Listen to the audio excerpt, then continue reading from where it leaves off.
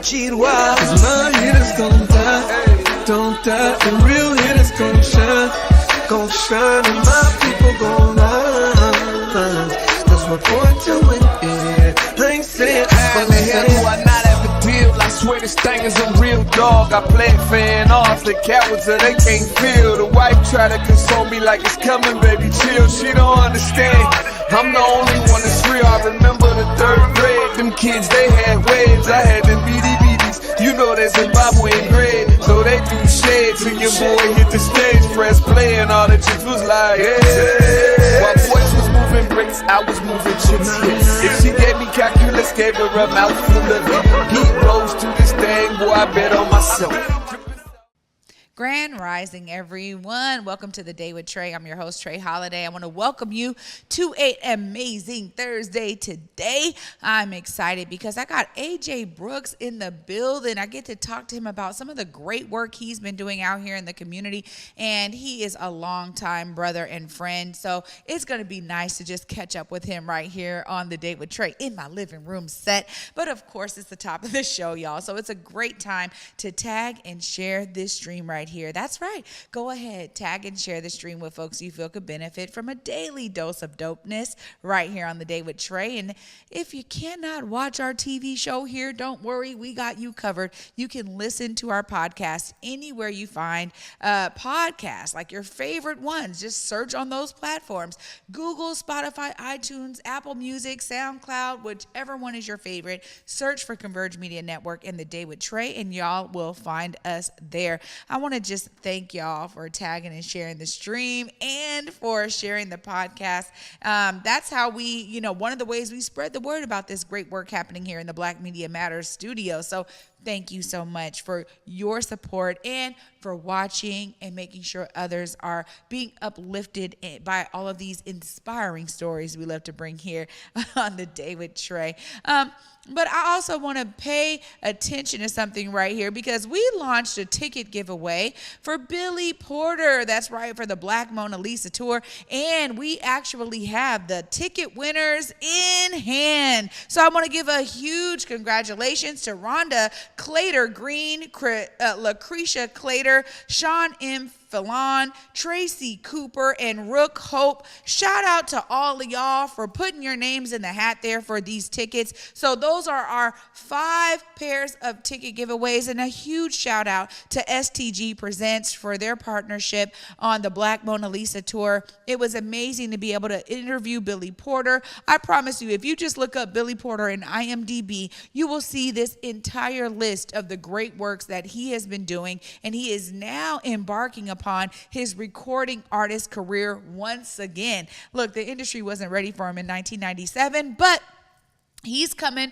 back with full force, and I'm so glad that I will be there April 29th. If you do not have your tickets, go to stgpresents.org and y'all can find tickets there. Of course, this is his start of his tour, so he's kicking it off here in Seattle, y'all. So we got to make sure that we do our part and show up and show out for Billy Porter and let him know Seattle loves what he has going on and is fully embracing him as the amazing recording artist that he is. Honey, I'm excited, and I'm so glad that all 5 of you and your partners, whoever you're bringing the additional pair of tickets, that I'm excited that y'all will be there too.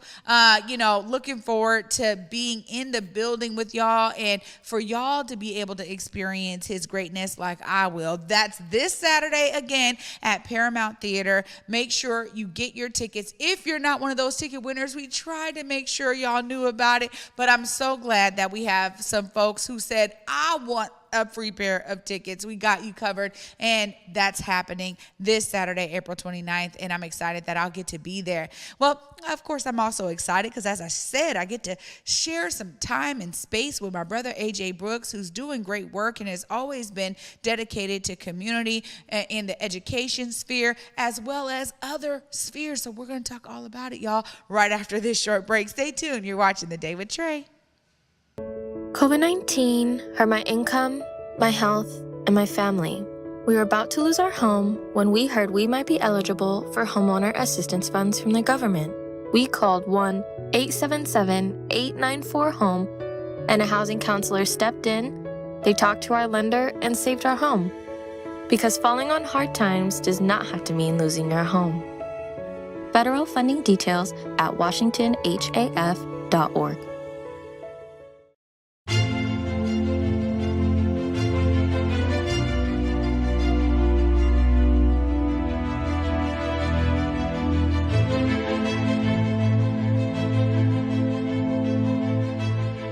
Basically, fam, believe in giving. Like, we have to be willing to give more, and people seem to always think giving means money, but nah, bro.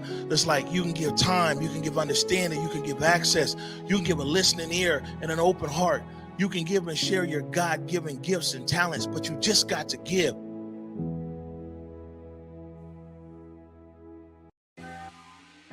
What's up, everybody? You know, me and Besa, my girl, we had to pull up to Market Street Shoes once again, y'all. And you know, we do this every season. We have to get the new shoes, the new boots, and this time I even got a coat. Yeah, no, you did walk in without a coat. I really I'm glad did. you found one. But their boots were on point. Yes, the boots, the bags. I even grabbed a flannel. Yeah, you did. You know, and I was able to get some hats and everything. I was really impressed. And you know, I was impressed because, of course, I got those white boots that you guys see me wearing everywhere these days. Yeah, no, I look at your white boots and I'm like, darn it, they only have one pair. Me and Besa wear the same size. Of course, every time we walk out with several bags in hand. Several bags and sometimes even a backpack, you guys. Make sure you check out Market Street Shoes. Yeah, please check them out. Where they go, Besa? Ooh, 2232 Northwest Market Street, Seattle, Washington. Welcome back, everyone, to The Day with Trae. I'm your host, Trae Holiday. And as I said, my brother, AJ Brooks, is in the building. What's up, AJ? How you doing? I'm good. I'm good. How are you? I'm well. How are you? Well. You know, this is exciting for me because we know each other from like elementary school age. Riding the bus. Yeah, exactly. And I'm so glad that both of us are still here in Seattle, bringing our brilliance to the city. You've been involved in a lot of different things, but today you want to give us some insight on some recent work you've been doing. I want to hear more about this because folks may know you in the education sphere. They know you in athletics because you've been athletic director over here. You've been doing this and that school initiative over there, this one. So education has always been a real pillar for you. But you also have really been involved in community initiatives. And, you know, now you're working to bring some resources, it sounds like, into community. Tell us more about what you have going on. Well, I currently am working as the president of the Rainier Valley Community Development Fund.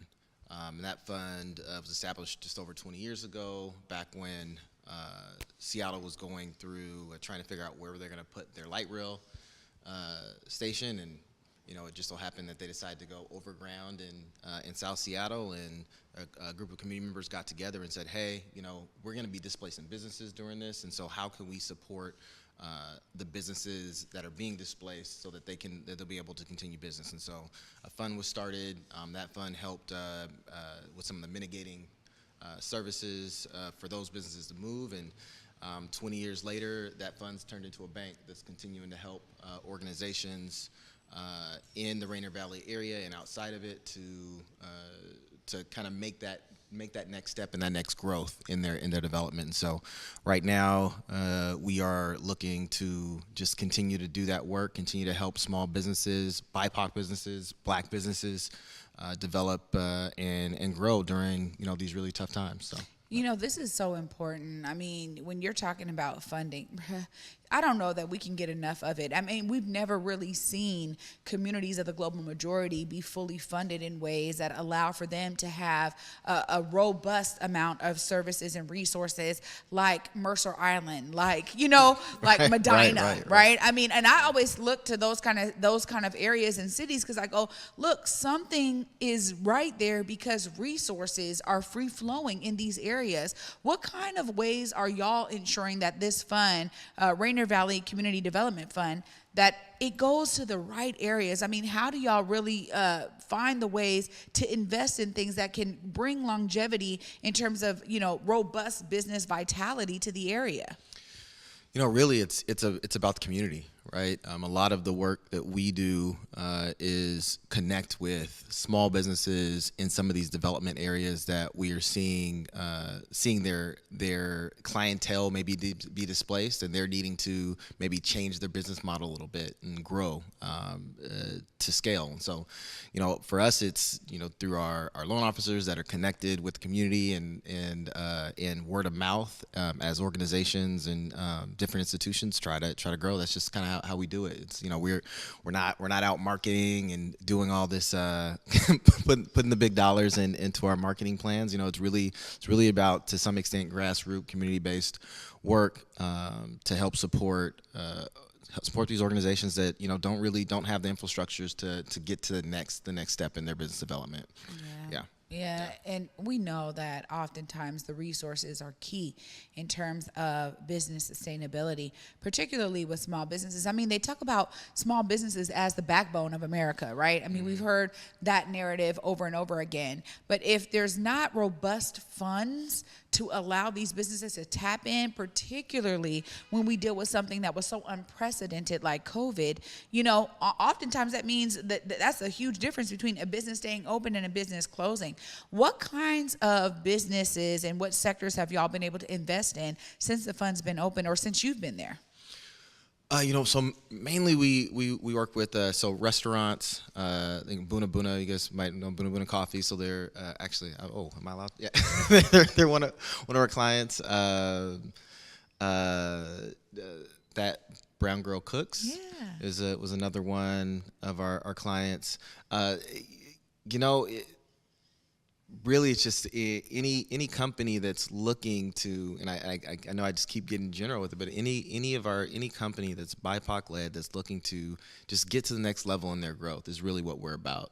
And so, we're based in the Rainier Valley area, although we are able to service other developmental zones. But that's. And it's just the work that we're doing. So, well, it's great to hear that because it's necessary. I mean, oftentimes too at the state level, sometimes there's a lot of barriers, right? I mean, we can have a business who's struggling. They got to come in with 10 years tax returns, and they got to, showcase that, hey, we're a distressed business, we're about to close.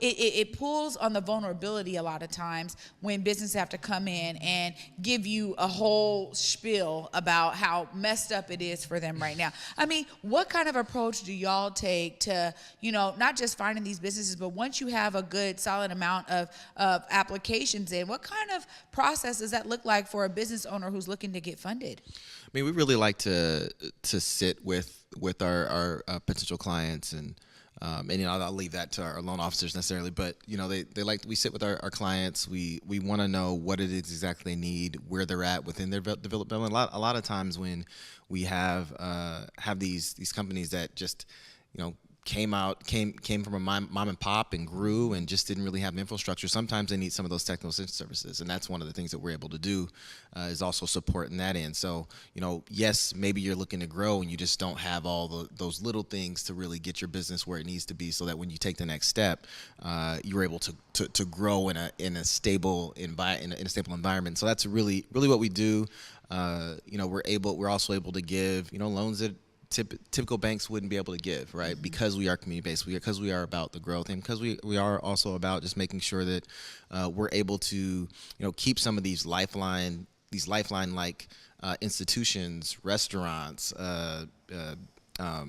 beauty salons, whatever they may be for our communities, in place, so they can continue to grow and develop and provide that those things that are so needed and staples to our community. So, yeah. Well, I don't think a lot of people know about funds like this. I mean, as you said, y'all are not out there just like marketing. So folks happen to stumble upon you, whether it's word of mouth or however they find you. That's really brilliant. But I recently learned that there are over 250 Black-led funds across the country, right? And it was astonishing to me because there's also not a lot of talk about these funds, what they're funding, how they got funded, what investors are looking to do when they pour into funds like this. What kind of relationships do y'all maintain with some of your investors? I mean, clearly this fund started with, the fact of like the light rail and there being like a surplus in a sense, but how have y'all been able to keep that going and keep those relationships with certain investors and funders to keep the fund alive? I'm glad you asked.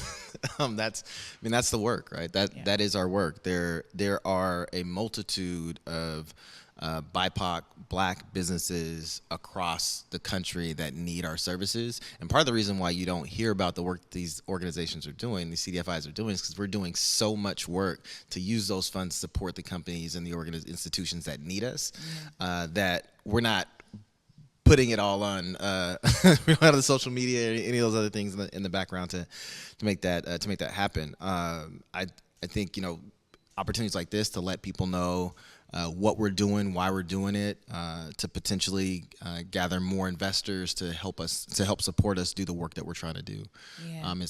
Is huge. So, more opportunities like this. I'm sitting down with you, my homegirl, we growing up together and being able to talk about, the work that we're doing to help solidify, stabilize our community as it goes through the changes it's going through, I think is key. I mean, that's part of the reason why, I'm currently doing this work with Seattle School for Boys, right? Where, we're really trying to, it's an all boys private middle school in the central district of Seattle, where we are similarly doing similar work, helping our boys understand who they are, why they are, and why it's so important for them to connect with their community, and also connect with it in a way that allows them to be allows their community to be sustainable, right? And so we do that with our scholars. We do that with their families, because it's not just a thing to come into a neighborhood and say, "Hey, I'm here.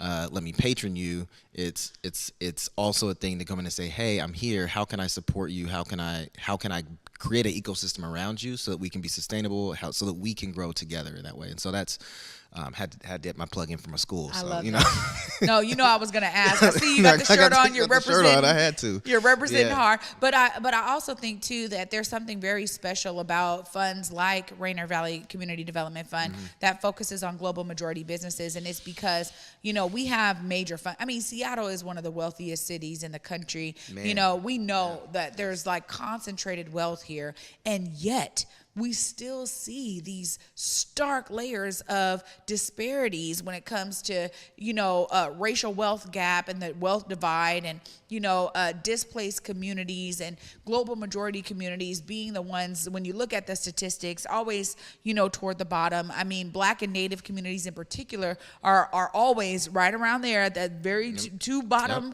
rungs, right? And we just see it over and over again. And so there's something really special about the work of the Rainier Valley Community Development Fund, because it is intentional in its investments. And shout out to other funds. I know there's big major foundations that do work here and that try, to be culturally responsive and be relational. And I know I've talked to funders for several years now about moving from this kind of transactional approach to a more relational approach, providing, funds that are, not boxed in to a specific program or a specific, thing they need to do. So these unrestricted funds are so necessary. But it also means just being connected to community, AJ, and you stay connected and committed to community, as you just shared there with the Seattle School for Boys. I mean, it takes a certain personal approach to be able to continue that work in a real way. How have you brought your passion for community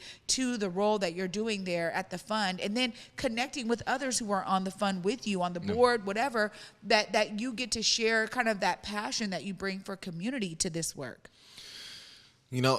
It's easy when you're doing it from the heart, right? When the work that you're doing is meaningful and fulfills you.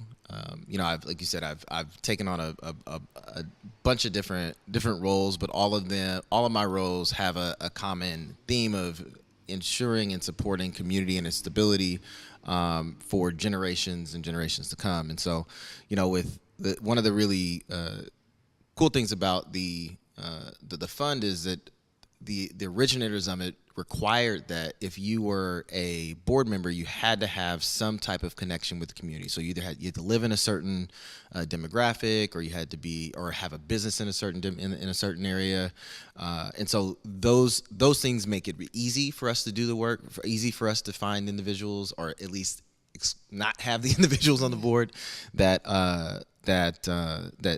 don't contribute to that community-based kind of feel to it. But we're consistently always looking for board members that understand what we're trying to do and have the capacity to do that. The truth is that if you are someone that's in this work, you're doing the work, and so it makes it really. And there's not a lot of us that are doing the work, so it makes it really tough for us to be able to find, especially here in Seattle, to find those individuals who are able to connect with the work, aren't in the work, but are able to volunteer their time to do it, right? And so it takes a really unique individual that's currently in their space to be able to take that extra time. And I'm not always going to have the time. I got 3 young kids, and they take up a bunch of my time, and want to be able to spend more time with them. So the more community members we have to come on board and to support this, the more we're able to continue to build and support small businesses as they grow. So I feel you 100%. If I had the time, I would be there. We had this discussion. My big thing is that I'm always like, okay, how can I utilize the time I do have and the platforms I have? This is why I think Black media is so important, because we want to be able to uplift the work that is being done in our community, so folks know about something like Rainier Valley Community Development Fund. It is necessary for us to be connected and engaged with the work, even when it's like, man, maybe I can't do something there, but maybe I can refer someone. Maybe I can, knowing about it and being exposed to what y'all are doing is a part of it. So I'm glad I could help in that way.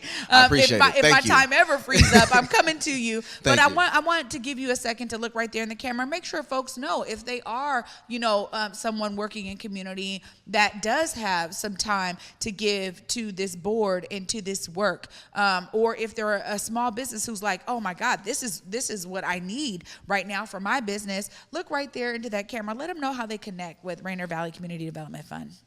So if you are a small business, if you are a entrepreneur, if you are anyone engaged in business within the Rainier Valley area and are interested in getting connected with a community-based CDFI that is looking to stabilize and help grow the community, Rainier Valley Community Development Fund.org is where you go to connect with Bob Luciano, our executive director, and just connect. The fund's here for you. AJ, man, thank you so much for being here. Thank you for bringing light to this community development fund. And, for those who don't know, a CDFI is exactly that, Community Financial Development Institution. They are so necessary in our communities. And I'm glad that we have one that's right here, that's homegrown, that's, community rooted in the ways that you described, to really ensure that businesses have a touch point to some of the funds that they may need to keep themselves alive and thriving in our communities. AJ, thank you for doing this Thanks work for having and me. for volunteering your brilliance to this effort. It's so necessary. No, thank you for having me, Trae. Absolutely. Yes. Anytime y'all have announcements or anything, I'm telling you, come back. We got you. Yep. Thank you. Well, I'm telling y'all, these episodes always get me. I hope they get you. I get to wrap up all of this getness right after this short break. Stay tuned. You're watching The Day with Trae.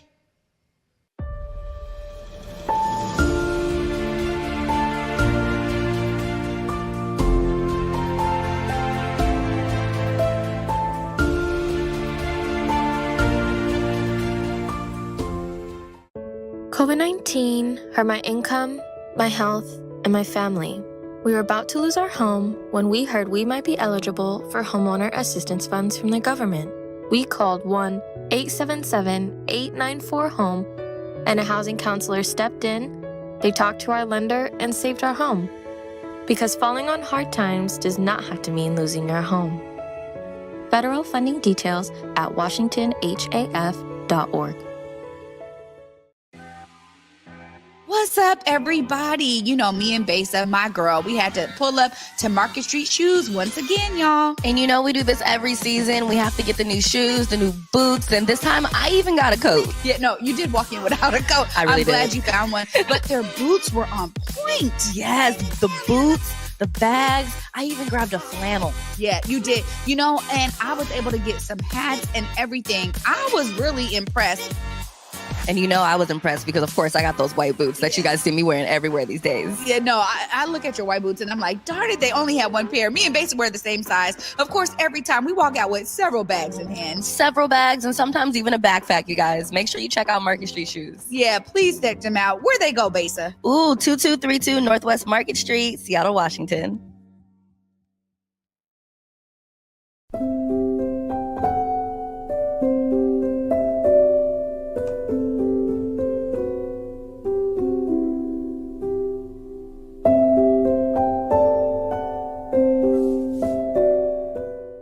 Welcome back, everyone, to the Day with Trae. I'm your host, Trae Holiday.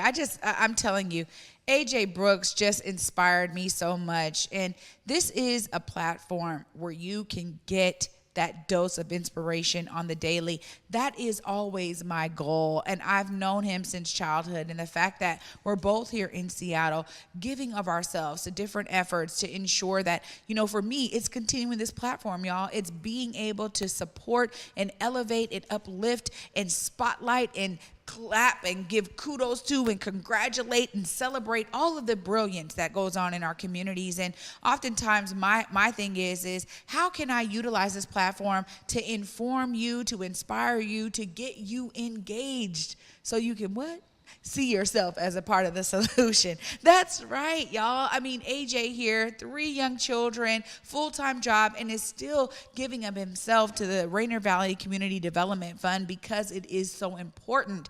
And he knows and recognizes the importance of this fund. I want y'all to find your thing. You know, what is that unique thing that you can bring? What is that organization or community initiative or new idea or business or thought that you can bring to make us all better? That's what AJ is doing. I want you to be inspired to find your way to see yourself as a part of the solution. And for me, y'all, until tomorrow at 11 a.m. Peace.